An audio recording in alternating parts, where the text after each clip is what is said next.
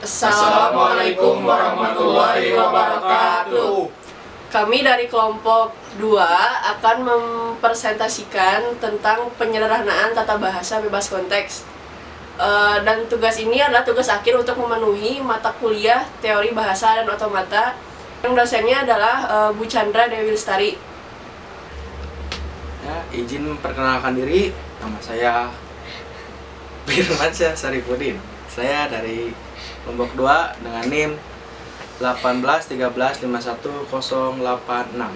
Saya Erina Undamayanti dengan NIM 181351073. Saya Eri Wisnu Mahendra dengan NIM 181351074.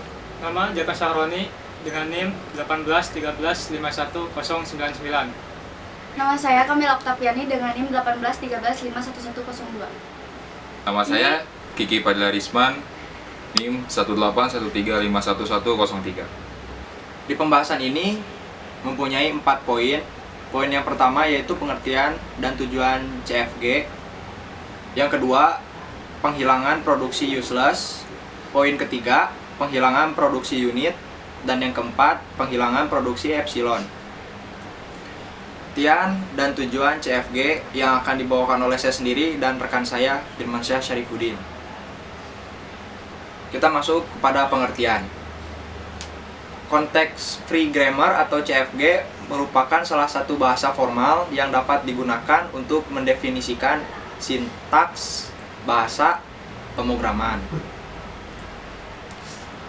Suatu tata bahasa bebas konteks dapat berbentuk sangat melebar, sangat menyempit, atau terjadi kursif kiri, yang semuanya sering dinamakan bentuk tidak normal. Suatu tata bahasa bebas konteks dapat dimodifikasi ruas kanan aturan produksinya sedemikian hingga panjangnya hanya 1 atau 2 karakter.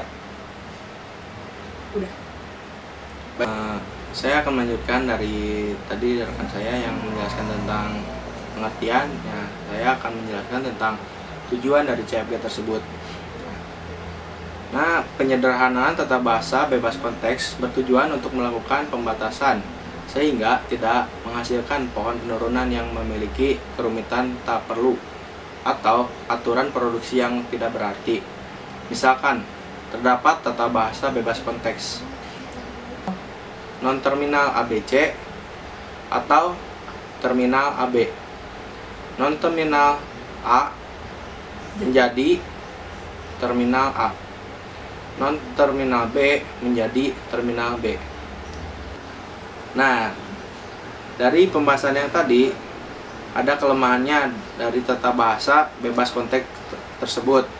Aturan produksi start simbol non-terminal ABC tidak berarti karena C tidak memiliki penurunan.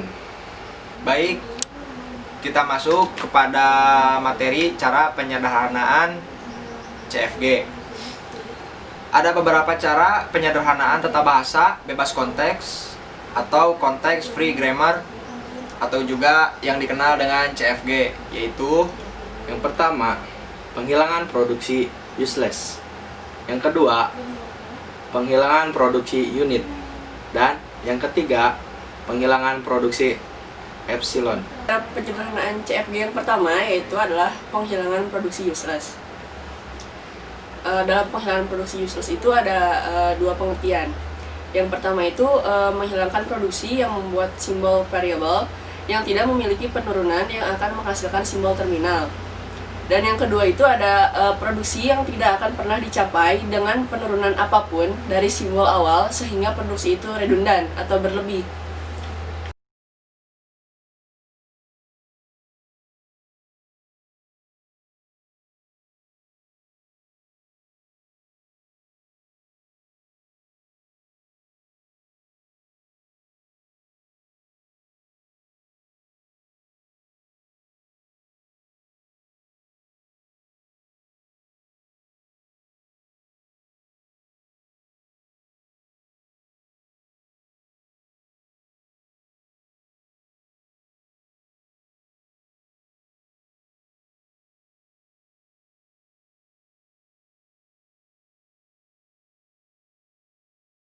Nah, yang pertama kan ada non-terminal A. Non-terminal A yang terminal BC dan terminal D. Di sini D-nya itu tidak mempunyai penurunan. Terus yang kedua yang D, yang terminal D dan non-terminal AC. Di sini A-nya itu tidak mempunyai penurunan ke terminal. A ini tidak punya penurunan ke terminal. Terus yang ketiga ada yang non-terminal B sama non-terminal B sama non-terminal A terminal B. Di sini A-nya itu tidak punya penurunan. Terus yang C ini C AD terminal AD dan terminal F, dan di sini F-nya itu tidak mempunyai penurunan ke terminal. Terus yang F-nya CFB. Nah, si F-nya itu tidak mempunyai penurunan. Jadi hasil penyederhanaan dari produksi useless itu S start symbol AB atau C E F C.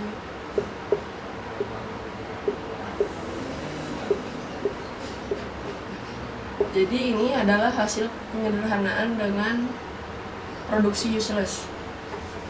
Saya akan menjelaskan tentang penghilangan produksi unit. Produksi di mana ruas kiri dan kanan, aturan produksi hanya berupa satu simbol variabel. Misalkan, non-terminal A menjadi non-terminal B, dan non-terminal C menjadi non-terminal D. Keberadaannya membuat tata bahasa memiliki kerumitan yang tak perlu. Penyederhanaan dilakukan dengan melakukan pergantian aturan produksi unit.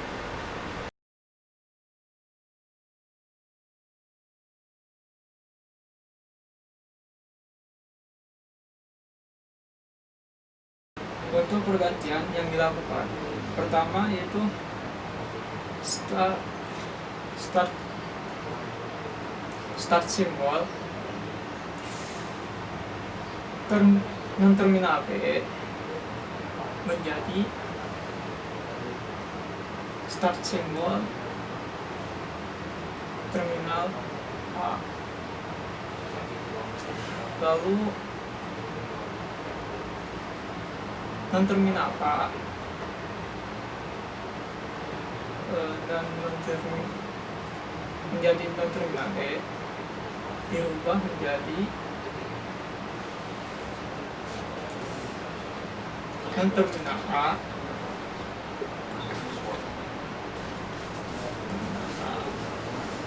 menjadi terminal B. Selanjutnya itu non-terminal A menjadi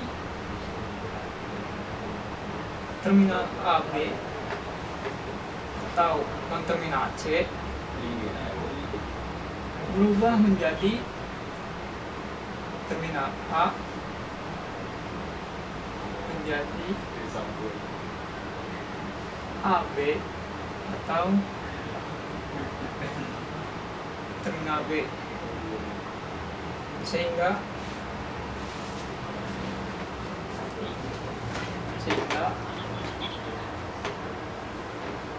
aturan produksi menjadi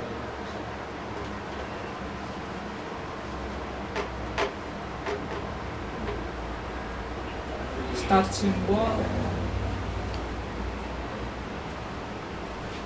menjadi terminal A, lalu start symbol menjadi start symbol terminal B, lalu A menjadi terminal B, lalu A non-terminal A menjadi terminal AB atau terminal B, non-terminal B menjadi A, non-terminal C menjadi B, dan non-terminal D menjadi D, terminal D. Selanjutnya saya akan menjelaskan tentang penghilangan produksi epsilon atau empty. Produksi epsilon atau empty adalah produksi dalam bentuk A menjadi epsilon, atau bisa dianggap sebagai produksi kosong. Penghilang produksi epsilon dilakukan dengan melakukan pergantian produksi yang memuat variabel yang bisa menuju produksi epsilon, atau bisa disebut nullable.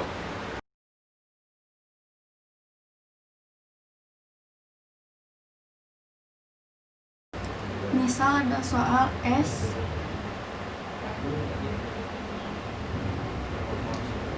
AB atau non terminal C D, selanjutnya non terminal A menjadi D dan epsilon, yang selanjutnya non terminal C menjadi epsilon. Untuk penyelesaiannya,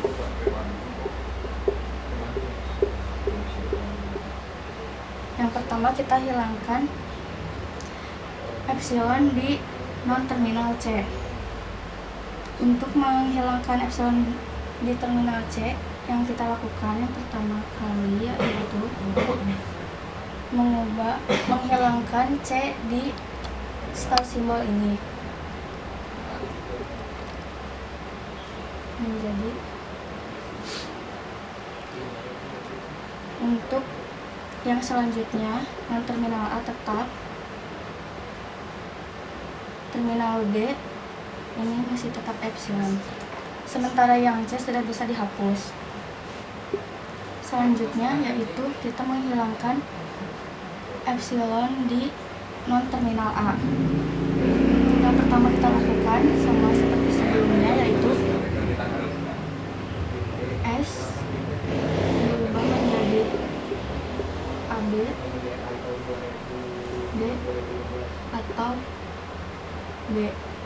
Kenapa ini B? Karena kalau si A ini empty, bisa kita tambahkan B di sini. Selanjutnya yaitu non terminal A menjadi D.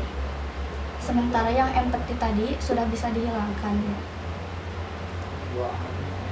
Sekian dari kelompok 2, kurang lebihnya mohon maaf. Wabillahi taufiq wal hidayah. Wassalamualaikum warahmatullahi wabarakatuh.